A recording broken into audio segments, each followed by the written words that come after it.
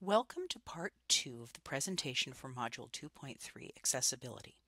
If you haven't already watched Part 1 of this presentation, please do that first to get a general background on accessibility in online classes. In this part of the presentation, we're going to get a little bit more specific and talk about accessibility guidelines for different types of media that you might use in your class. We'll start with what is probably the most common type of media, text. Normally, text requires formatting to make it more usable. An unformatted block of text is often practically unreadable. We use indentation, bullets, bold, underlining, and many other ways of formatting to provide emphasis and to draw the attention of a reader to the important information in text materials. Carefully formatted text increases the overall usability of information for all students, regardless of disability. This is an example of an unformatted block of text. Take a quick look at it and you will see that it is very hard to pick out the meaning of the text quickly because it all runs together visually.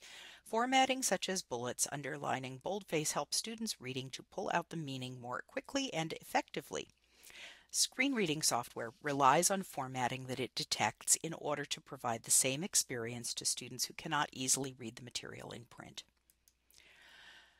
Of all the digital text formats, the best option for accessibility is properly formatted HTML.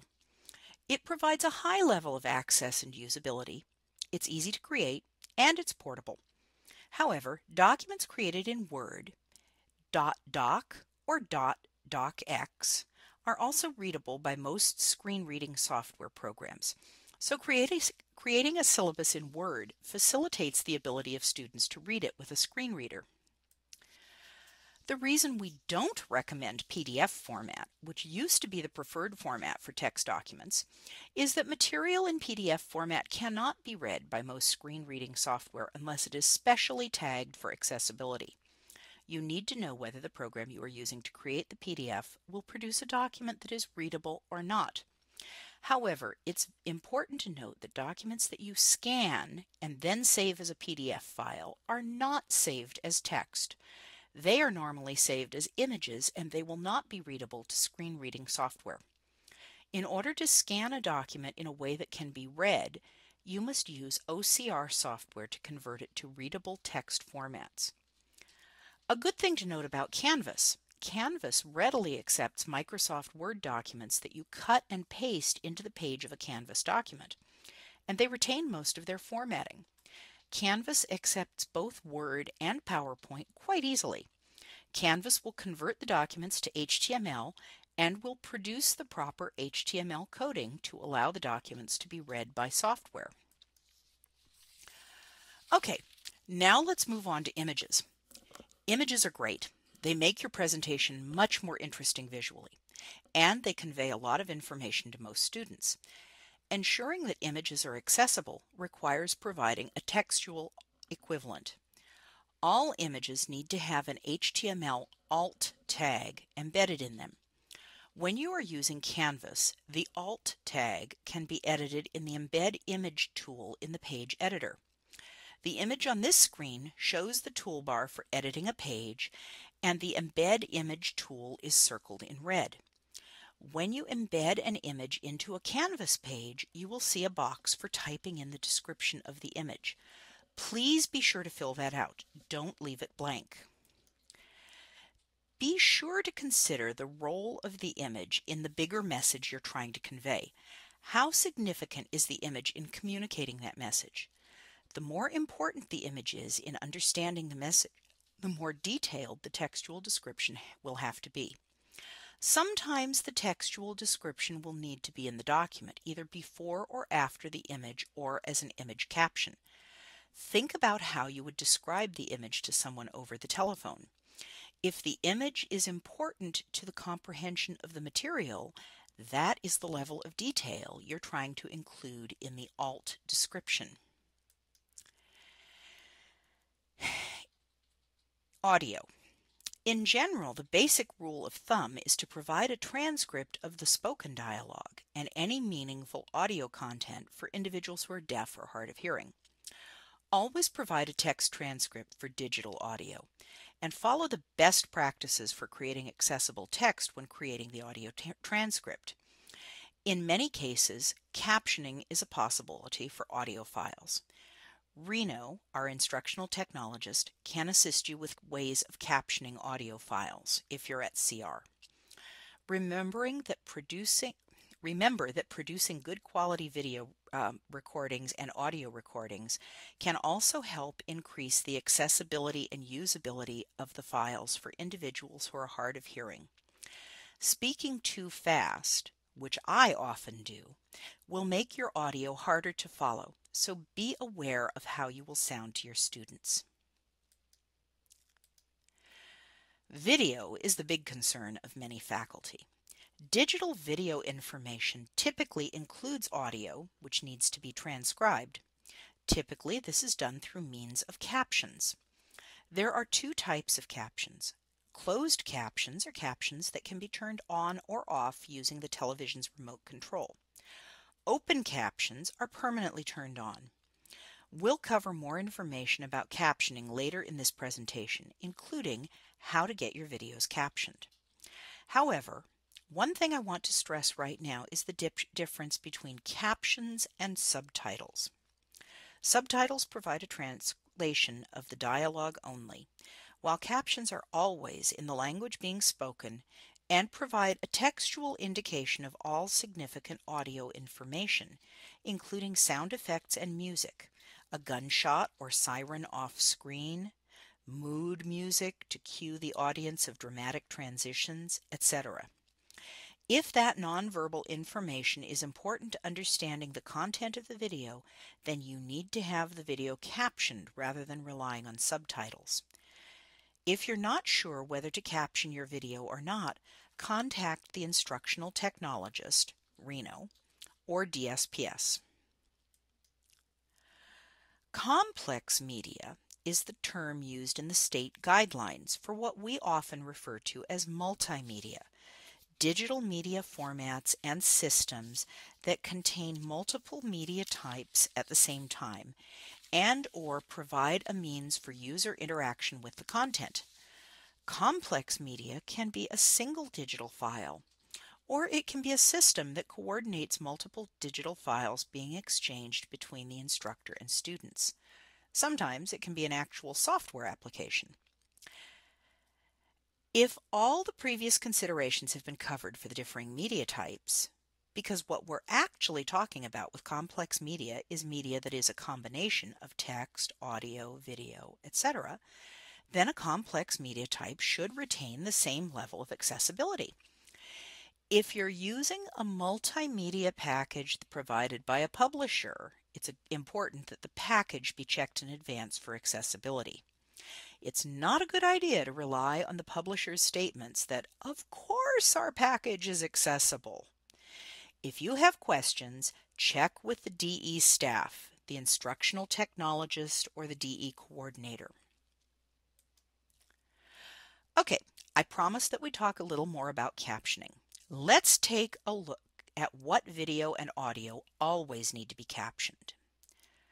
Materials that are going to be archived for use in additional CAT courses or in a future semester need to be captioned.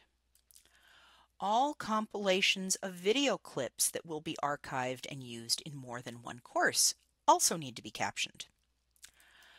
Archived video that is used in the classroom. This includes materials that you access from an external archive such as the library's databases or YouTube. The library video databases are captioned already. We'll talk more about YouTube in a minute. Also, any video created by the campus and placed on a public website. All of these materials are required to be captioned from the very beginning of the course, whether or not there is a student requiring accommodation in your course. There are some things that you do not need to caption unless a student in your class requires an accommodation. Video and audio material that is used in your class for one term and which has restricted access doesn't need to be captioned. The password-protected access provided by Canvas counts for this purpose, since students outside your class cannot access the material you've posted for your class, at least as long as you've not made your class public. This sort of material could include a video response to a student's question, a review of homework problems, etc., since they are used one time only. Another category of material that doesn't need to be captioned are links to videos you find on YouTube. Those videos are not public domain, and we don't have permission to caption them. Now, in the last slide, I said that you needed to caption compilations of video clips that you would archive. However, if you're only using it one time and you will not be reusing it, you don't need to caption the clips. You also don't need to caption a short clip that you're using if it's not part of a compilation. And student work or raw footage that is only being used in a single course also doesn't need to be captioned. So if you were recording a student presentation so that you could give feedback, you wouldn't need to caption it. When you post a video up to YouTube, however, it will use auto captioning to create captions. The auto captioning provided by YouTube is not considered captioning by the Federal Office of Civil Rights, OCR. OCR is the agency that enforces the ADA, and if there's a complaint by a student, they will come on campus to investigate, and once they come on campus for any reason, they can investigate anything on campus. We really do not want to give them cause to do that if possible. However, posting your videos to YouTube provides some advantages for faculty and students in terms of access to the material. The best thing to do is to arrange to have your videos captioned first, and then post the already captioned videos. To get your videos captioned, you can take advantage of a state grant that provides assistance to College of the Redwoods. It's called the Distance Education Captioning and Transcription Grant, DECT, and you need to contact the instructional technologist or the DE faculty coordinator for more information. The link on the screen will take you to the FAQ page for the grant where you can get more information. One important thing to note is that if the college purchases new videos for use in a class, whether it's DE or not, they are supposed to be captioned. State and federal regulations require that colleges only purchase accessible instructional materials, so we can't get them captioned. If you're purchasing materials on your own, please try to purchase only materials that are already captioned. If you have material that is audio only with no video component, you don't have to get it captioned. For those materials, you can provide a transcript of the audio, but you need to have the transcript ready at the start of the class. Additional resources are available to help you learn more about accessible course design. One great place to learn more is @ONE. Courses offered through @ONE are taught online, and while there is a fee, it may be possible to offset that with funds from professional development. The Introduction to Online Teaching and Learning course is a prerequisite to most of their other courses, and the specific course on creating accessible online courses is offered on a rotating basis. @ONE also offers a number of other courses that can help you become a stronger and better online instructor, so checking out their offerings is always a good idea. Finally, please remember that you can always get more information on how to make your course more accessible by contacting the DE Instructional Technologist, Reno Giovanetti, 707-476-4568, or Disabled Students Programs and Services, 707-476-4280.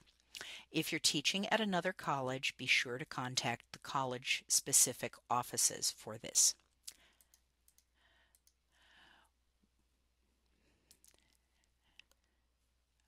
Okay, and cancel.